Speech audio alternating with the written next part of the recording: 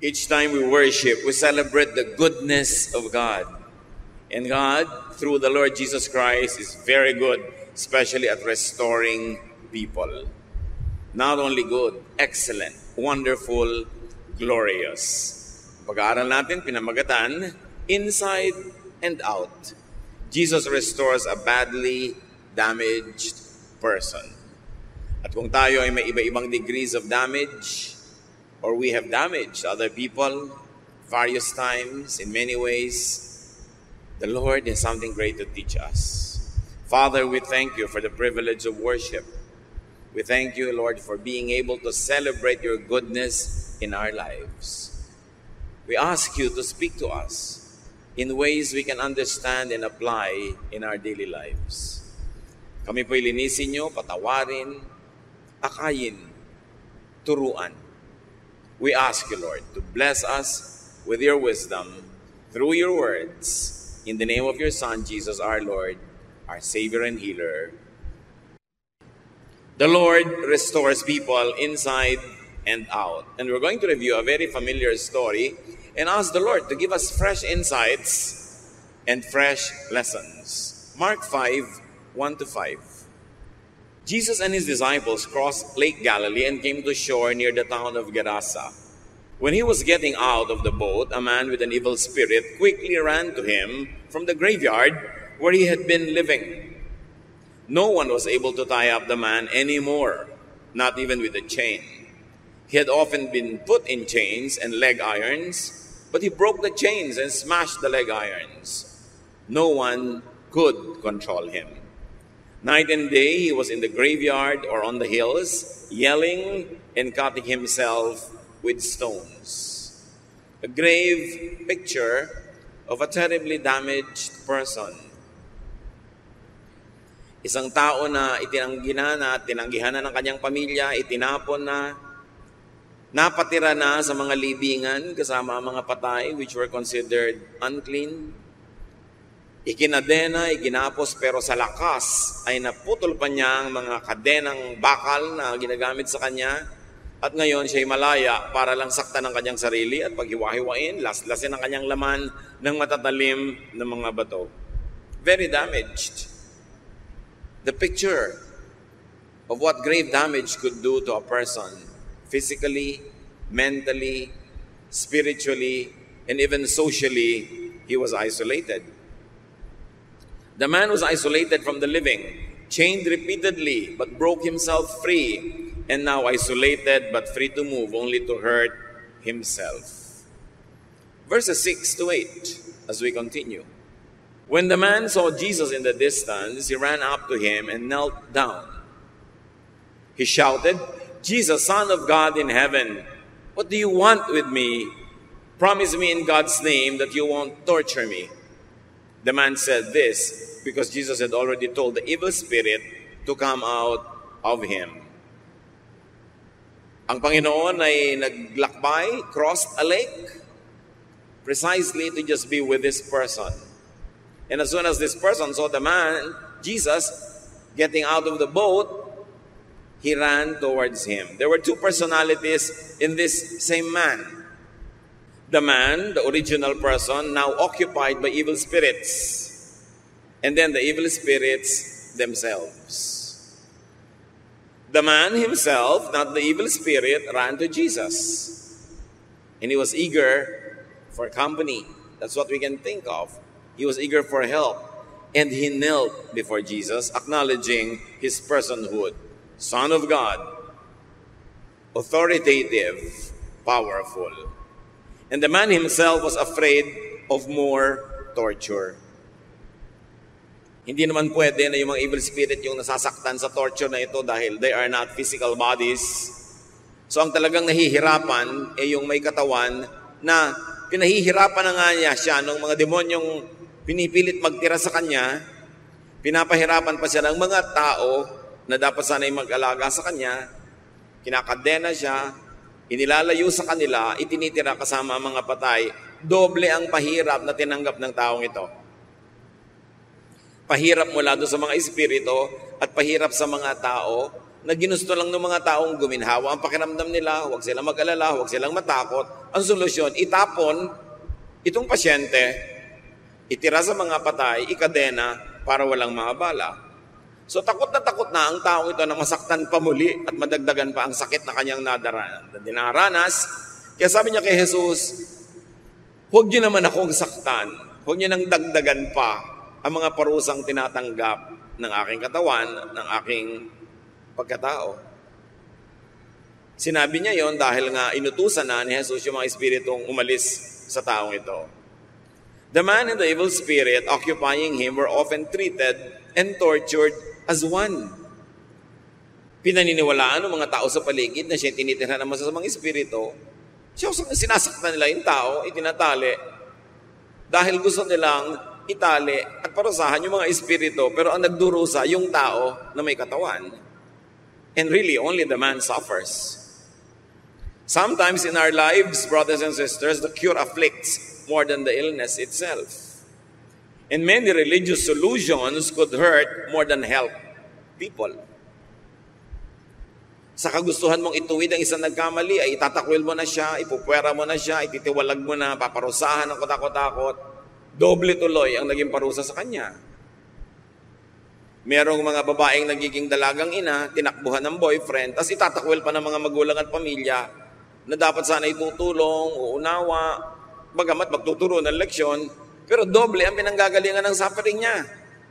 At natitriple ito kung yung pamilya niya religyoso. Dahil hindi na lang iisipin ng pamilya na wala kang asawa, nagkaanak ka, kundi ano sasabihin ng mga brothers and sisters natin sa church? Ano magiging image natin? Worker pa naman tayo, pastor pa naman ang tatay mo, etc., etc. Dumodoble ang pahirap, mas religyoso yung mga tao. Hindi na naiisip yung pasyente, ang naiisip ay how to save face, paano aalagaan ang kanilang reputasyon, at paano magpaparusa sa nagkamali. Hindi malayo sa kwento ng taong ito ang nangyayari sa buhay ng marami ring tao ngayon na natitirhan ng kung anumang masamang espiritu, nakakagawa ng mali, pero ang parusang tinatanggap, higit pa sa dapat sana ay tanggapin na pagtutuwid. So, in torturing this person, the crowds do not isolate the man from the spirit, the victim from the victimizer, the polluted from the pollutant, the sinner from the sin. Kahalo-halo na yun sa paningin ng mga tao, sa kanila iisa na lang yun. Kaya dahil ayaw nila sa spirito, ayaw na rin nila doon sa tao, natakwil na. In driving the illegal occupant out, the torture happens also to be endured by the house owner or the person who owns the body. Ganito mga kapatid ang sibilisasyon. Up to a point, meron namang dahilan. Pero bakit may mga batas, bakit may mga kulungan ng isang kabihasnan?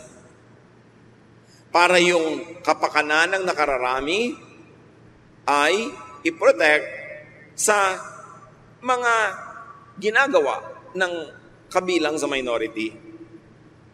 Kaya ang mga sibilisasyon ay may mga tradisyon, may mga paraan sila ng pagpaparusa sa lumalabag sa tradisyon, merong mga kulungan para ikulong doon yung hindi nila katulad, yung ibang mag-isip, yung ibang andar ng utak, yung nakakasira sa paningin nila, sa buhay, sa pagpapahalaga, sa value, sa system ng mga nakararami. Dapat yun alisin sa kalagitnaan ng marami, ihiwalay, ikulong. Ganun ang ginagawa. Kaya yung mga meketong nung araw, itinatapon sa mga leprosarium, sa mga lepers colonies. Bahala na sila sa buhay nila dyan na malungkot, mapahiwalay sa pamilya, pero dapat yung nakararami, maprotect. Ganon din ang mga tradisyon. Iba ka mag-isip ha? Iba ang pamamaraan mo sa buhay, iba ang sistema mo, kakaiba ang iyong pagkatao, ihihiwalay ka namin, kasi ayaw ka namin tingnan, nandidiri kami, na-offend kami, nalalagay kami sa panganib, ang solusyon, ikukulong ka na lang namin para tahimik kami. It's really the oppression of the majority against the minority. Very interesting of all, nang dumating ang Panginoong Jesus, ang sobra niyang binigyan ng pansin at ministry, yung mga minority. Yung mga itinatapon ng tradisyon, itinatakwil, hindi tinatanggap sa templo, hindi pinapayagang mag-worship. yung ayaw makasalamuha ng mga relihiyoso, yung mga nilalait, iyon ang nakasalamuha at pinuntahan ng Panginoon. That's why He was called a friend of sinners and tax collectors. At eto, napatunayan na naman natin, ang pinuntahan na naman ng Panginoon, hindi yung nakararami doon sa kabayanan, kundi itong nag-iisang nakabukod na nakatira sa mga libingan, considered unclean, wala nang nagmamalasakit pa kahit sariling pamilya, dahil nakakadiring tingnan, nakakatakot kasama, itapon na lang. Yun ang solusyon. Itong mga taong to ang pinupuntahan ng Panginoon. Because the wonderful love of God is very, very specially caring and kind to the underdog, to those that fall in the cracks, to the minorities whose lives are trivialized, minimized, and even demonized by the majority because they are not comfortable with what the minorities think of, with what they do, and what they want. The solution, ikadena, itapon among the dead. Jesus' love crosses the lake for just one person that society had actually discarded. At kung tayo, o mga mahal natin sa buhay, mga kapatid, ang nakakaranas na tayo nire-reject ng mga tao, nadudumihan sa atin, nandidiri, nai-insecure, nawiwirdan, natatakot, na abnormalan, Jesus knows and Jesus cares for these people. And Jesus crosses not only a lake, but crosses the sky. He crosses the gulf, the difference, the gap between heaven and earth to care for people like this one. At sabi nga ng tao sa kanya, huwag niyo naman po akong saktan. Sobra na nga ako nasaktan eh. Mark 5:9-10, Jesus asked, "What is your name?" The man answered, "My name is Lots," or other versions say Legion, "because I have lots of evil spirits." Then he begged Jesus not to send them away. This time, ang kausap naman ng Panginoon, hindi na yung taong may katawan, kundi yung mga espiritong nakatira doon sa tao. Anong pangalan mo? Sabi, Sandamakmak po ang pangalan ko, kasi sandamakmak kaming mga espiritong nakatira dito sa taong ito. And please lang, kung papaalisin nyo kami, payagan nyo kaming lumipat doon sa maraming sandamakmak na baboy na yon na nanginginain sa kabilang bakuran. 11-13, over on the hillside, a large herd of pigs was feeding. So the evil spirits begged Jesus, "Send us into those pigs. Let us go into them." Jesus then let them go, and they went out of the man and into the pigs. The whole herd of about 2,000 pigs rushed down the steep bank into the lake and drowned. This is another story. At we will resist the temptation to discuss about this detail so we can focus on the restoration work of Jesus. But needless to say, mula dun sa mga piling ng mga patay, ng mga bangkay na pinagtapunan dito sa lalaki, lilipat naman ng mga espiritu sa mga baboy na para rin sa mga Hudyo ay marurumi at hindi dapat makasalamuha. 14-15, the men taking care of the pigs ran to the town and the farms to spread the news. Dahil nabaliw yung mga baboy, inalihan ng mga espiritu, hindi nila nakaya, nagkagulo sila, nagkandahulog sila doon sa mga bangin into the lake at nagkalunuran. So syempre, mga nag-aalaga, responsible, natakot, takbuhan sila sa mga may-ari, isinumbong nila ang naganap. Then the people came out to see what had happened. When they came to Jesus, they saw the man who had once been full of demons. He was sitting there with his clothes on and in his right mind, and they were terrified. Sumugod ang buong barangay dito sa Libis, dito sa mga alagaan ng hayop, doon sa mga likod, sa mga bukid, dahil nga sa balita. At nakita nila yung taong pinagkakatakutan nila, yung pag sa dilim ng gabi ay nadidinig nilang tumatangis, sumisigaw, ni walang lumalapit at dumadaan doon dahil natatakot sila, nalalagot nito ang kanyang mga kadena, at nakakatakot at nakakadiri siguro ang itsura niya dahil laslas ang kanyang laman, dahil sinusugatan niya ang kanyang sarili. Marumi siya, anong itsura niya, anong amoy niya, At nung makita nila yung tao, aba, payapa, nakaupo. Alam niyo ba na yung maupo, mahirap gawin sa isang taong balisa?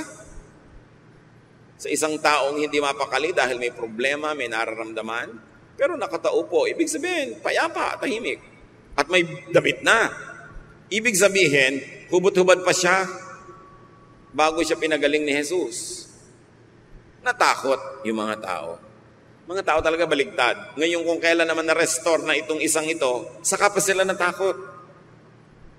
Hindi mo alam kung natakot sila na dahil sa kwento ng mga baboy na namatay, o natakot sila na sobrang makapangyarihan pala ang Jesus na ito. Kung ano man ay kinatakot nila, hindi pinapaliwanag sa atin. But what is important for us to notice at this point is that the man had been restored internally, inside. Pinagharian ng Diyos ang kanyang puso.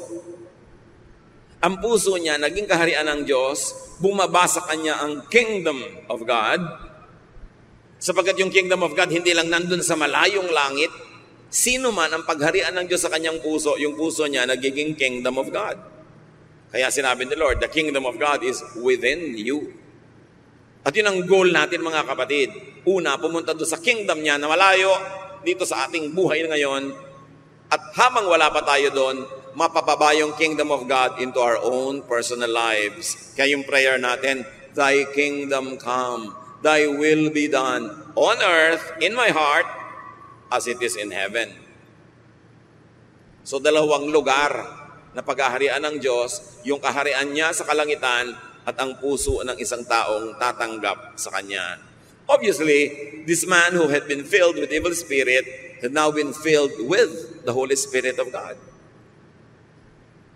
Gumaling. Ang kanyang paggaling ay dahil sila ng Panginoong Hesus ay nagkaroon ng one-on-one. Nagkaroon siya ng personal touch from the Lord. To the point that he is now demon-free. He was seated, meaning he was relaxed. He was clothed, meaning he was re-dignified. Indeed, he was touched by Jesus. And this is what the touch of Jesus does. Mula sa isang naliligalig na hindi mapakali, punta dito, punta doon, ikot dito, pagulong-gulong na parang watusi. Pero pagka nahipo ng pag-ibig ng Panginoon, napapayapa, natatahimik. Nabibihisan mula sa kubaran. At nagiging maamo imbes mabangis. Dahil kay Jesus, hindi na siya nawawala sa sarili. Natagpuan na niya uli ang kanyang sarili, hindi na siya nawawalan ng bait. Mahalaga ito mga kapatid. Meron tayo talagang salita dito, nawawala sa sarili. Kasi ang tao na nagugulo ng mga espiritu, ang tao na nawawala ng direksyon sa buhay, nakakalimot sa tama't mali, ang tawag natin doon, nawawala sa sarili. At kailangan ibalik ang kanyang bait, ang kanyang reason. And it is the Lord who does that. Paano man ibabalik ang reason, ang dignity ng isang tao kung itatapon mo siya? Paano mo siya papagalingin kung isasama mo siya sa mga patay na lalo siyang may infect? Pero ginagawa yun ng lipunan para lang sila maging komportable. Kung hindi ka nila mapapasunod sa gusto nila, sa standard nila, sa inaasahan nila, itatakwil ka na lang kasi nakakapagod na tingnan ang sino mang kakaiba.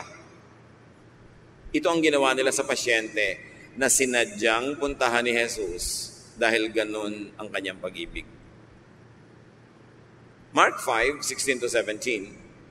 Everyone who had seen what had happened told about the man and the pigs. Then the people started begging Jesus to leave their part of the country. Again, another interesting story na hindi natin pupuntahan ngayon. Bakit nila pinapaalis si Jesus matapos magpagaling? This was definitely a non-Jewish community because they had a big swine industry. Hindi mag-aalaga ang mga Hudyo ng baboy. So itong lugar na ito, hindi lugar ng mga Hudyo. At pinaalis nila si Jesus sa kung anong dahilan. Mark 5:18-19, when Jesus was getting into the boat, the man begged to go with him. But Jesus would not let him. Instead, he said, "Go home to your family and tell them how much the Lord has done for you and how good He has been to you." The man had no interest to go home. He had no interest at all to rejoin and get reunited with his family. Kaya natin nakikita that he could only have been maltreated, hurt, disowned, abandoned, isolated, chained, and thrown out to the cemetery by his very own family who should have helped him in his gravest time of need. At hindi mo naman masisi itong tao na hindi na siya magkaroon pa ng pagnanais na bumalik sa kanyang pamilya na nagtakwil na nga sa kanya. Gusto na niyang sumama kay Jesus na lamang. Si Jesus ang kanyang pamilya. Nakakita siya ng kahulugan ng pamilya sa pag-ibig ni Jesus. Pag-ibig na walang patakaran. Pag-ibig na yumayakap sa nakakadiri. Pumupunta sa nililimot ng lipunan. Inaalala at binibigyan ng kalinga yung mga itinapon na for convenience. Gusto niyang sumama. Ang nakakapagtaka dito, mga kapatid, hindi siya pinayagan ni Jesus sumama. Sabi niya, "No, hindi ka sasama sa akin. Uuwi ka sa inyo at sasabihin mo sa pamilya mo, sasabihin mo sa mga kapitbahay nyo kung gaano kita minahal, kung gaano ka minahal ng Diyos, kung gaano kabuti sa iyo ang Diyos." Jesus did not allow him to go and follow him. Jesus instead told him to go back home to his family. So his family could know and would know, in fact his family should know how that man was loved by Jesus. And in effect, they would realize how much they did not love their own family member. Kung sasabihin ni Jesus sa kanyang pamilya kung paano siya minahal ng Diyos, para mo na rin sinampal yung pamilya dahil pinamukha mo kung paano sila nagkulang. Kung paano sila dapat ay nagmahal pero hindi nila ginawa, pinili nila yung madali. Talikuran, itakwil, dahil mahirap tingnan, mahirap makasama, nakakagulo lang. Merong isang ginawa ang Panginoon dito. Well, He restored the person internally. Nirestore niya yung katinoan ng isip. Nirestore niya yung kapayapaan ng loob. Nirestore niya yung self-respect. Ire-restore din niya ang taong to externally. Hindi lang niya bubuuin muli sa loob yung tao. Bubuuin niya muli maging sa labas. Pababalikin niya sa pamilya. Ire-reconnect niya sa family.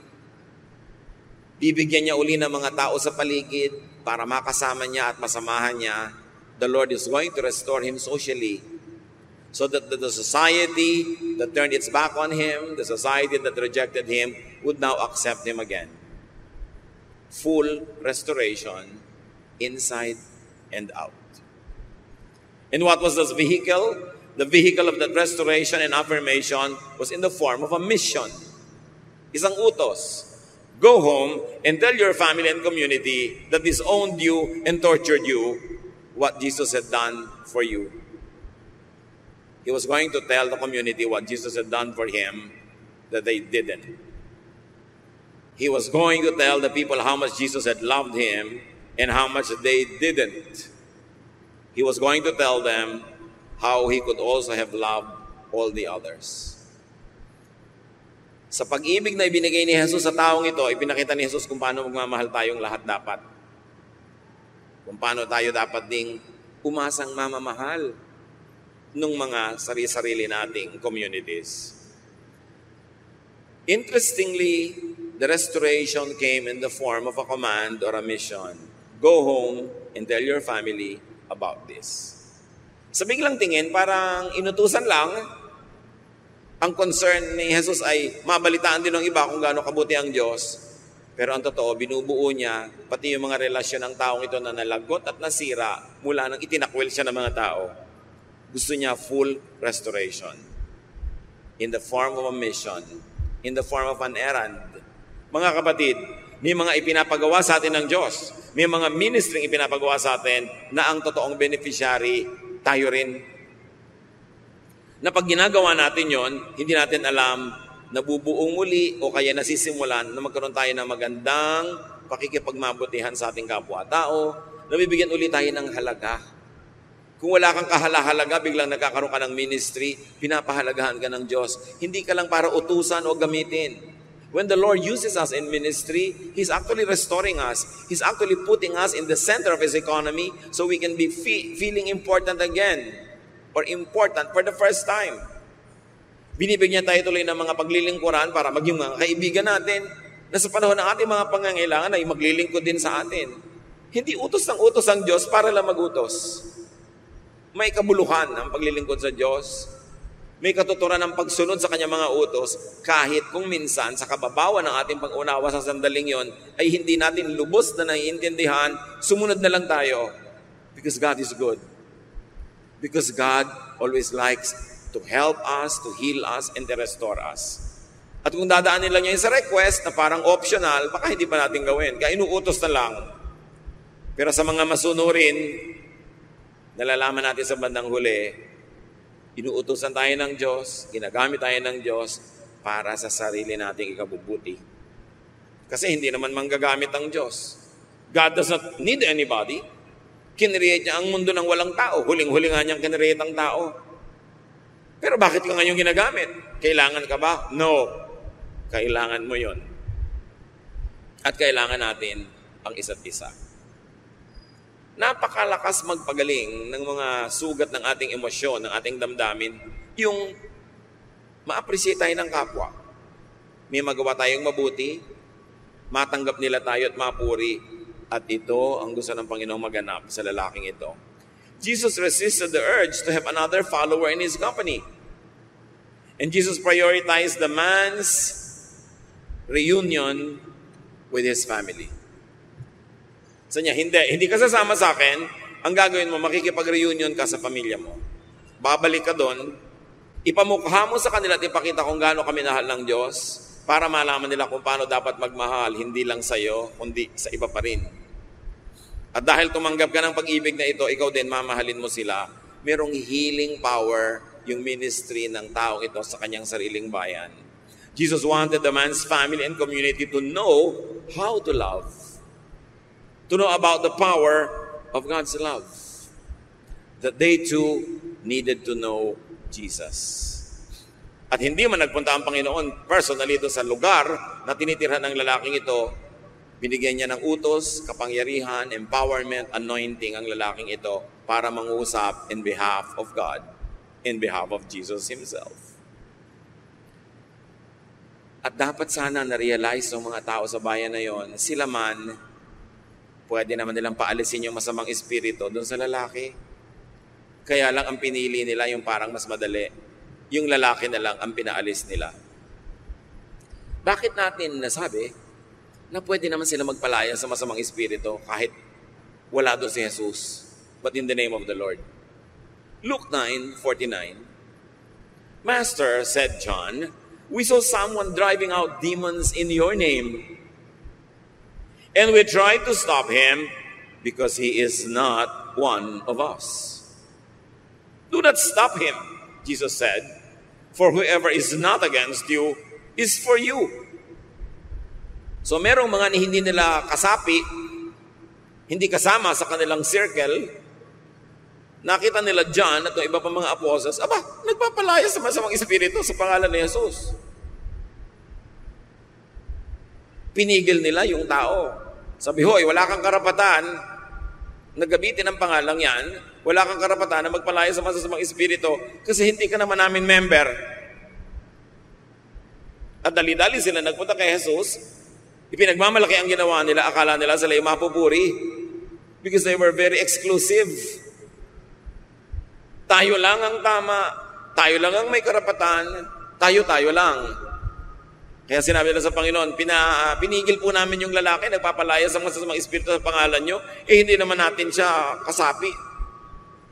Sabi ni Lord, huwag niyong pigilin yung mga ganon. Yung hindi naman lumalaban sa inyo ng harapan, actually, kakampi nyo. At kung nagpapalaya sila ng masasamang espiritu, hindi sila kalaban. Kakampi nyo sila kahit hindi sila kasapi. Nakita nyo, si Lord, hindi siya sectarian, hindi siya congregationalist, hindi siya exclusive, at hindi siya separatist. Hindi niya sinosolo. So niya, sige, basta gumagawa ng mabuting kakampi nyo yan. Huwag niyong ituring na kalaban. Pero ang mahalaga na tingnan natin ngayon mga kapatid, nagagawa at ginagawa ng iba, pwede tayong magpaalis ng masasamang espiritu sa pangalan ni Jesus. Hindi naman tayo ang may kapangyarihan, yung pangalan niya. Pero hindi mo naman gagamitin na parang magic formula. Kailangan talaga naniniwala ka sa kapangyarihan ng Panginoon and you can drive out demons. At hindi mo kailangan makipagbakbakan, makipagboxing, makipag-wrestling sa masasamang espiritu. James 4:7, submit yourselves then to God. Resist the devil and he will flee from you. Sabi niya, kung ikaw ay nagpapasakop sa Diyos, tanggihan mo lang yung masamang espiritu at nagmamadali pa yun nalalayo sa iyo. Hindi mo kailangang labanan, hindi mo kailangang magpagod, tanggihan mo lang.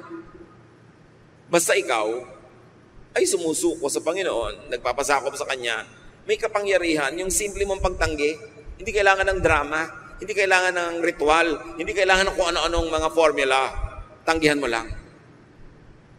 At ito ay isang kapangyarihan ng mga anak ng Diyos na bihira nating nagagamit mga kapatid. The power to just resist. Because God is not going to give you a temptation that is beyond your power. God yung ating creator, manufacturer, alam niya ang ating limit. Hindi niya tayo bibigyan ng tukso, ng pahirap, ng pagsubok, na hindi natin kaya. So pag hindi natin kinaya, pag bumigay tayo, ibig sabihin, choice mo lang yun.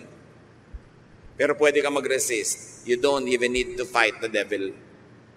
Ang lakas ng devil, lalabanan mo. No. Mas malakas si Lord. Greater is He that is in you than he that is in the world. So in the name of the one who is in you, just resist. Say no. And the devil will flee. So pwede tayo magpaalis. Anong ending ng kwento? Mark 5:20. The man went away into the region near the 10 cities known as Decapolis and began telling everyone how much Jesus had done for him. Everyone who heard what had happened was amazed. Sinunod niya ang Panginoon, umuwi siya sa kanyang bayan at nagmisyon, ipinamalita kung gaano kabuti si Jesus. Yun lang naman talaga ang ibig sabihin ng testimony, mga kapatid. Yun naman talagang ibig sabihin ng mission to win souls. Just tell of the wonders of God. Just tell how much love from God you have received and enjoyed. Just tell about how much restoration God has done to you and for you. Hindi mo kailangang mangdebate. Hindi mo kailangang pintasan ang mga ibang relihiyon. Hindi mo kailangang mamintas ng sino man. Ang gawin mo lang, ipamalita mo kung gaano kabuti ang Diyos sa iyo. Yun lang naman ang inuutos. Dinagdagan na ng mga tao over time na iba na tuloy yung mission. Just tell people how good God is. And bring them to the feet of the Lord. We should all go back to old-fashioned soul winning. Huwag natin gawin yung church sa parang exclusive club na nadiskubre mo na, ikaw na lang nang ikaw pupunta para makinabang doon. Dapat lagi tayong may dalang mga kaibigan, mga kamag-anak, because we should tell them about how good the Lord is. We tell them personally, and because we cannot tell the whole story, we bring them to church so that the singers, the ministers, the teachers, the preachers can help you tell that story, and the person will benefit to the max. The person will have the full benefit. Mga kapatid, ibalik natin ang pag-ibig sa mga lost souls. Ibalik natin yung init na unang pagmamahal natin sa Diyos, na we're so in love with God that we cannot help but bring other people to Him. Na hindi natin siya sinosolo lang, ikaw lang mag-isang pupunta, uuwi ka mag-isa, ikaw na lang na-bless. At kung tayo nag-church, siguro dahil nabe-bless tayo, at kung nabe-bless tayo, ba't naman natin sosolohin? Bring people to the Lord. Kaya lang naman kuminsan ayaw sumama dahil dinedebate, pinipilit i-convert, pinipilit na baguhin agad bigla-bigla. Just let people hear of the goodness of God. And I tell you, no matter how gifted you are, you can never tell the complete story. You need many other helpers to tell that story. Bring people to church. Ibalik natin yung habit na yon. Don't appear before the Lord empty-handed. At hindi lang ang laman ng ating kamay ay offering. Meron din tayong hawak at akay-akay na mga mahal natin sa buhay na gusto nating makarinig din ng mga nakakapagpagaling na mga salita ng Diyos. So yun ang ginawa ng tao. What are some more lessons from Jesus in dealing with victims of evil spirits? Or victims of the sinful nature that had made that person susceptible to demonic oppression? Romans 7:15-25 give us a very important perspective. Paul speaks here. Sabi niya, I don't understand why I act the way I do. I don't do what I know is right. I do the things I hate. So I am not the one doing these evil things. The sin that lives in me is what does them. What a miserable person I am. Who will rescue me from this body that is doomed to die? Thank God, Jesus Christ will rescue me. Akala mo naman tayo yung nagsasalita dahil di ba nasasabi din natin sa sarili natin ito, gusto kong bumait pero di ko magawa. Alam ko ang tamang gawin pero hindi naman yun nagagawa ko. Yung mabuting gusto kong gawin, hindi naman yun ang ending na nagagawa ko. Yung ayaw kong gawin, yun ang nangyayari. Don't feel alone. Paul, one of the greatest missionaries of all time, experienced the same thing. Sabi niya, alam niyo ba, tuwing gusto kong magpakabuti, yung masamang ayaw kong gawin na nagagawa ko. At kung meron akong bahagi na gustong gumawa ng mabuti at may bahaging gustong gumawa ng hindi mabuti, then hindi na ako yung gumagawa ng masama. Yun ang kasalanang squatter sa buhay ko. Nakikitira doon, ayaw umalis. Andun, yun ang gumagawa ng masama. Ano ang lesson natin dito among many things, mga kapatid?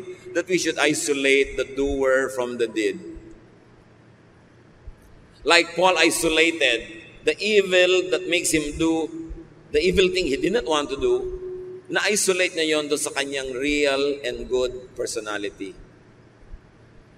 Parang schizophrenia, no? Parang split personality, but in many ways, it's like that. Huwag mong kamuhian yung taong nagkakamali. Ang kamuhian mo yung espiritong pilit na nagpapamali sa buhay niya. Nakikialam sa kanya, nag-i-squat doon, ayaw umalis. Isolate the patient from the infection. Kaya yung mga taong umuuwi na i-quarantine, natatakot magpa-quarantine kasi you will isolate the patient at the same time, the infection. Nadadama yung may katawan, samantala ang gusto mo lang na maihiwalay ay yung mikrobyo. And in religious dealings, many times that happens. Yung mga righteous people, religious people, conservative people, in their effort and attempts at correcting a spiritual error, they punish even the person. Hindi nila na-isolate yung sin from the sinner, the deed from the doer. Kay Jesus, malinaw yun. Malinaw kay Jesus kung ang kausap niya yung espiritong nakikitira doon sa tao at kung ang kausap niya yung tao mismo. Malinaw kay Jesus pag nagmi-minister siya sa isang babaeng nahuhuli sa akto ng adultery na ang kausap niya ay isang babaeng biktima ng kanyang social system, biktima ng mga nangyayari sa kanyang paligid, pagamat hindi siya agree sa adultery na ginagawa ng babaeng ito, pero minahal niya, nilingap yung babaeng naging biktima, nabulaga, nanghina, iginupo, at ngayon, gustong patayin ng mga tao. Ang dapat nilang patayin is the spirit of adultery, pero ang papatayin nila ay yung babae who herself was a victim. Bakit natin masasabing victim siya kahit siya yung gumawa nun? Kung may slam book nung araw, nung bata pa ang babaeng ito, hindi niyo siguro makikitang nakalagay doon, ambition to be an adulteress. May nakita na ba kayong ambition to be a sinner, to be a killer, to be like this, ambition to be a deviant, ambition, mapaiba? Walang may gusto nun eh. Kasi gusto nating lahat, tulad din tayo ng nakararami para hindi tayo ma-isolate, hindi tayo ma-discriminate against. Pero ang nangyayari, ang buhay ay gumagalaw, may nakakasakit, may nasasaktan, may nabibiktima tayo, may nambibiktima sa atin. To the point na pag tiningnan mo ang lahat ng tao, tulad din ng lalaking possessed na yon, sugat-sugat, peklat-peklat, ang dumi-dumi, ang baho-baho. Ang solusyon na lang nung iba para madali, itapon na lang.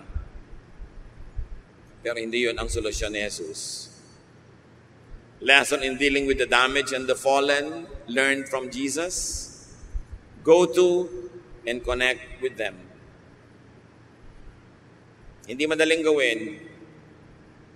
Mas madaling magmalinis at lumayo.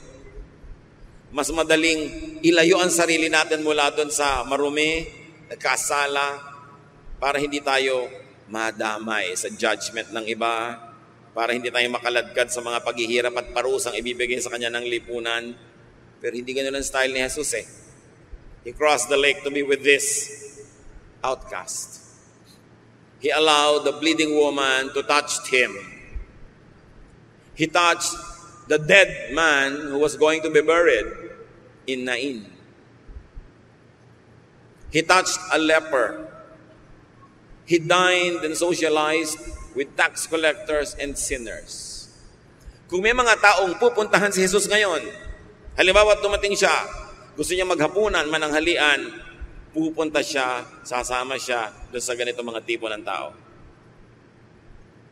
Yung mga pinandidirihan, nililibak, itinatakwil, itinatapon kasi kakaiba, kasi nakakatakot, nakakaskandalize. Pero si Jesus, yung mga taong yon ang niyayakap, minamahal. Sabi niya sa Luke 19:10, the Son of Man came to look for and save people who are lost.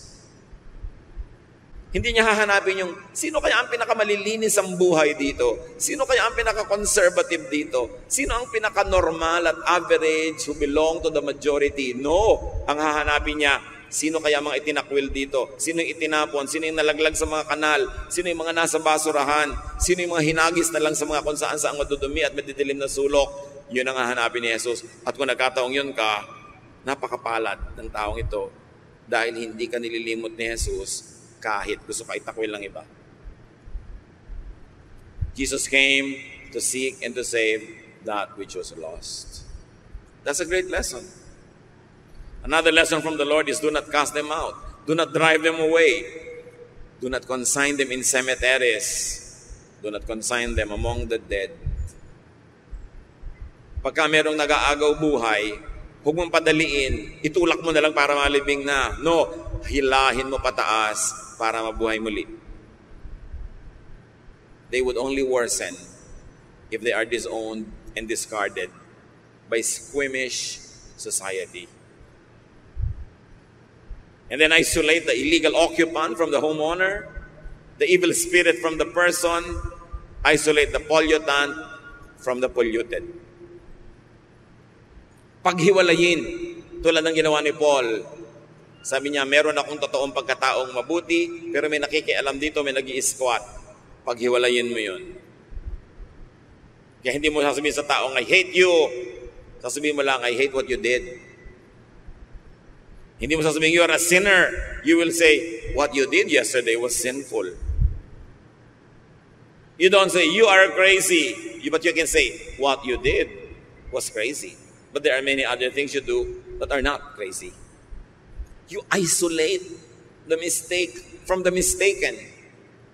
So that may matitira para mo mahalin, para mo iligtas, para mo i-restore. Do not punish the victim with the victimizer. Hate the sin, yung proverbial, love the sinner. Another lesson is to drive out demons in people's lives and get them seated in peace from running around in torment. Get them personally restored from destruction, from others and themselves. Get them dressed from their nakedness. Get them calm from their agitation and vexation.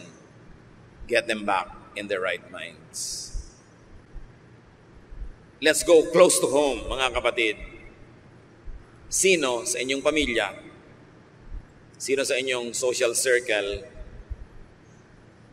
ang gusto niyo nang itapon, gusto niyo nang itakwil, mas madaling kalimutan na lang, hayaan na lang siya magkagiba-giba hanggang mamatay na siya para dumali ang buhay natin? Meron ba tayong ganon? Do a Jesus. Go to the person. Yan yung uncomfortable truths eh. May member ba kayo ng family na kakaiba, hindi normal? Nakakahiya, ikinakahiya, itapon na lang. Jesus won't do that. Meron ba tayong mga member ng family natin na lagi na tayo nabibigo, hindi natin maipagmalaki? So, wag na lang. Learn from Jesus. Love people. Talaga ba na lahat na lang ng nagkakaganito ay demon-possessed? Or demons could be emotional and mental baggages? May mga tao, parang inaalihan sila ng demonyo. Ang sama ng ugali, gumagawa ng mali, violente. Pero marami sa kanilang mga kapatid, psychiatrists will tell us, kulang lang sa pansin. Yung mga tinatawag nating possessed, kuminsan meron lang silang paranoia, acute depression, schizophrenia, or split personality. Alam niyo mga tao may schizophrenia, kuminsan nagsasalita na iba boses. Akala mo may espiritu sa loob. Siya rin yun. Yun daw mga tao, sabi ng mga psychiatrist na hindi nila masabi yung gusto nila talagang sabihin. Hindi nila maipahayag yung gusto nila ipahayag. Sakal na sakal sila, nagpapanggap sila, pigil na pigil, lalo ng conservative families, lalo ng may mga overly dominant members of the family. Yung kanilang psyche, yung kanilang kalooban, tries to survive by pretending to be sick. Kasi pag sick ka nga naman, halimbawa, possessed ka, o halimbawa, baliw ka, nasasabi mo yung gusto sabihin sa nanay mo. Pwede mo sabihin sa nanay mo, ayoko sa'yo. Mapagpapasensya ka kasi baliw ka, pero kung matino ka, sasabihin mo yon. Anong parusan tatanggapin mo? Kaya the self, trying to survive, will express itself another way, in ways that are not normal, in ways that are not usual, just so that it would survive and keep its identity. Kaya nagkakaroon ng split personality ang mga tao. Pag mayroong mga split personality, yung sala sa init, sala sa lamig, mga extreme mood swings, may mga repression and suppression. Hindi maipahayag ang tunay na sarili dahil sinasakal ng kanyang kapaligiran, lalong-lalo ng kanyang pamilya. At dun magaling si Jesus. Ni minsan, wala siyang binigyan ng requirement na magbago ka muna bago kita mahalin. No. Minamahal muna ni Jesus yung mga tao. And in reaction to His love, they change. In a manner of speaking, they get delivered from evil.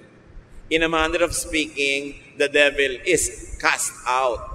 Pero hindi laging meron talagang espiritu doon. Madalas, psychological, emotional, psychiatric issues na ang gamot lang naman ay konting himas, pansin, pagmamahal, walang patakarang pagtanggap, nare-restore ang mga tao. So think about our families. Sino sa pamilya yung napakahirap kasundo? Usually, kulang lang yan sa pag-ibig. Wala sigurong papa. Ang daming mga masusungit na tita, wala lang kasing papa. Walang pag-ibig, ang sungit tuloy. Sumusungit yung mga nasuppress, yung mga ating hindi nakapag-asawa sa papaaral sa mga kapatid. Ang init-init tuloy lagi ng ulo. Kasi nakikita niya yung wala sa kanya, tapos na-enjoy ng mga pinag-aralan niya, mga enjoy sa buhay. Kaya tuloy, sungit-sungit niya kumisan. Hindi lang kasi nagagawa yung gustong gawin. Lagi kasi pinipigil ng lipunan, laging basamayan, bawal yan. Nababaliw, nagkakaroon ng split personality, or at least nadadamage yung kanyang personality. And Jesus teaches us how to heal this. With attention, with affection, with love. Yun pa rin ang pinakamabisang gamot. How to drive out evil spirits? Jesus is still the answer. The love and touch of Jesus is still the cure. It is still that therapy. So go, visit, connect with patients. Kumisan kasi sa sarili nating bahay, may mga outcast. Hindi naman natin itinatapon sa sementeryo, pero di natin pinapansin. Di natin pinapahalagahan, parang wala sila doon. Kaya sinasaktan nila ang kanilang sarili. Hinihiwa, hindi ng mga bato, kundi ng kung ano-ano. Maraming equivalent, mga kapatid. Yung ikinakadena, naghihiwa sa sarili, nagwawala, umiiyak. Maraming equivalent sa buhay natin yun ngayon. Yung kwento ay kwento, pero dapat hanapan natin yun ng katumbas sa mga buhay natin ngayon para pakinabangan natin yung kwento. Meron ba sa inyo, sa inyong circle of friends, na nakatali, nakagapos, hindi tinatanggap, itinatatwa, itinatakwil, kailangan nun ng pag-ibig ni Jesus. At tayo na nakakakilala sa Panginoon, ang gagamitin niya. Ngayon, kung kayo mismo itong nakagapos na ito, nakatali, sakal na sakal, sikil na sikil, hirap na hirap, alam niyo kung anong dapat niyong gawin. Ask Jesus to set you free. Open your hearts to the love of Jesus. And the love of Jesus will heal all of us. Lahat naman tayo sugatan, lahat naman may problema, lahat merong tinitiis, sinisikil. Jesus is the answer. Yung walang patakaran niyang pag-ibig at pagtanggap, pwede natin ma-enjoy. Pero huwag niyong kalimutan to let other people enjoy it too. Accept, love, fellowship with the patient. Hindi kailangan lagi ng exorcism or casting out. Kailangan mo lang pansinin, mahalin, tanggapin ng tao. Mare-restore, magkakaroon ng halaga, gagaling. And what is the most effective way of driving out evil in people's lives? By filling their lives with your loving presence. Nagkakaroon ng space sa puso ng tao ang evil spirit kasi bakante yung puso, walang laman. Kasi hindi natin nilalamanan ng thoughtfulness, ng care, ng love. Vacuum tuloy. Alam nyo, the vacuum will attract anything. And if the heart is a vacuum, evil spirits will take possession of it. Para mawala ng karapatan yung mga evil spirit na manirahan sa puso ng tao, punuin natin yung puso na yun ng ating presensya, ng ating pansin, ng ating pag-ibig. Wala nang natirang space for evil. But many people, in search for love, in search for understanding and care, dangerously open themselves up to evil. Because the good don't care for them. Kaya napakahalaga ng healing na yun, mga kapatid. Fill the person with love. And there's nothing else that you should do. Because a person that is loved and cared for, hindi titira ng mga espiritu. Why? Because love is the opposite of evil. And when a person is loved enough, evil spirit won't be comfortable being in that person. They will go away and find somebody who is not loved. Somebody who is rejected. Somebody who is judged. Somebody who is isolated. Yun ang madali nilang tirhan. Kaya nga itong taong to, sangdamakmak na yung nakatira sa kanya. Baka may iba pang aplikante, pero naramdaman lang ng tao yung pag-ibig ni Jesus. Wala namang ginawa si Jesus na ritual. Of course, pina-alliance daw niya yung mga evil spirit. Pero ang totoo nun, yung presensya niya, may sabihin man siya at wala, lalayas na yung spirit. Nung minahal niya at pinahalagahan yung tao, tumalsik na yung mga spirit na wala na sila ng space. You know why some people around you are very difficult? Because they are not loved enough. And God can use you to love them, to drive away evil spirit. And you know why many of us are also difficult? Because we are not loved enough. So open yourself to love. Huwag kang masyadong mapili kung sino magmamahal sa iyo. Pag minamahal ka, tanggapin mo. Makipagmahalan ka. Bilang kamag-anak, kaibigan. Hindi naman lahat romantic love. Kulang kayo sa romantic love. Lagi kayo naghahanap dyan sa mga breakwater ng romantic love. Habang wala. Mag-enjoy muna kayo ng family love, friendly love. At kung pagbibigyan kayo magkaroon kayo romantic love, tsaka, hindi lang naman yun ang love sa mundo. Kung talagang walang-wala na magmahal sa inyo, get a pet. Aba, ang pag-ibig ng isang asong alaga mo ay napakaganda rin. You are welcome every time. Kahit sa may sakit, kahit sa matamalay, pagdating mo, welcome ka. Mabuti pa nga yun kaysa sa tao ka minsan, na meron pang, minsan nandun ka na, ayaw ka mapansinin. Ang daming pagmumula ng pag-ibig, if only you will open up yourself to love. But remember, you have so much love to give. Kung meron kayong member ng family na mahirap kasundo, malamang kulang lang yun sa himas, sa pag-ibig. Jesus has so much to teach us. Hindi lang mga matataas sa mga theology tungkol sa impyerno at langit, tungkol sa mga anghel at mga propeta, sa pang-araw-araw na buhay. Maging maibigin ka lang, ikaw ang greatest missionary. Hindi mo kailangan magsalita, magmahal ka lang, missionary ka. Because God is love. Dear Lord, we thank you for your love that is so wonderful. Made perfect and expressed in Jesus. Turuan niyo kami maging tulad ng iyong anak na si Jesus. Ang pinupuntahan, ang pinapansin, ang minamahal, ay yung itinatakwil ng lipunan. Yung itinatapon, yung hinuhusgahan. Teach us, O God. At kung meron man kayo mga anak dito na ngayon na kulang sa ganito, Panginoon, turuan mo kami magbukas ng puso sa maraming pwede pagmula ng pag-ibig, lalong-lalo yung pag-ibig na mula sa inyo. Nang mapuno kami at mawalan ng lugar para sa mga ganitong spirits.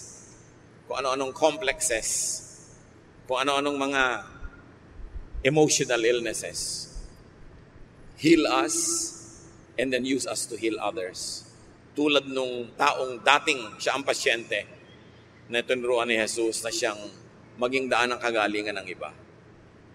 Turuan mo kaming matuto mula sa kwentong ito, pabalik-balik at paulit-ulit naming napag-uusap-usapan, but teach us to find new meanings and new power in the love of Jesus expressed in this story. Pagbulay-bulayan natin sa mandaling mga kapatid, pag-isipan paano i-apply sa mga buhay natin ang katotohanan ito para lahat tayo mapagaling at maging instrumento nandiyan sa pagpapagaling ng iba. Lord, as your people spend some silence in your presence, bring the message home. Turuan niyo ang bawat isa kung paano i-apply sa aming mga buhay. Let your Spirit fill us with the love of God.